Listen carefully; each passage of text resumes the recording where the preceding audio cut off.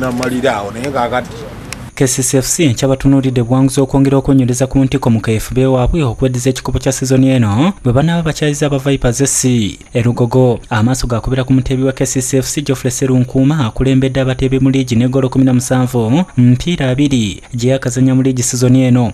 Wa tiimu nga Viper y'amaanyi n'abasambi abalungi ajjukira abasambi fenna twemanyi kati tubadde mu national team n'ebbanga ddene tusambe nabo bagenda okujja nga bamanyi amaanyi gaffe n'obunaku waffe naffe bwetutya kyetuli naye tujja kijasinziira nasinga okuwaayo olunaku olwo. Baba Vipers SC abalina emikisa emitono okuwangula ekikopo ekya sizoni eno nabo batunulidde bwanguzi bafuuka ettiimu esoose okumiga KCCFC mu kiseera kyabwe eky'ekiwempe Erugogo sizoni eno. Ku mipiira 11 egya liigi aba KCCFC gye bazannyiddeko Erugogo bawanguddeko 10 ne balemagana gumu, wabula nga mu nsinkano ennyesembyeyo Vipers SC ewanguddeko 2 endala 2 ne gigwera mu kulemagana ekibawo obuvumu. Gemu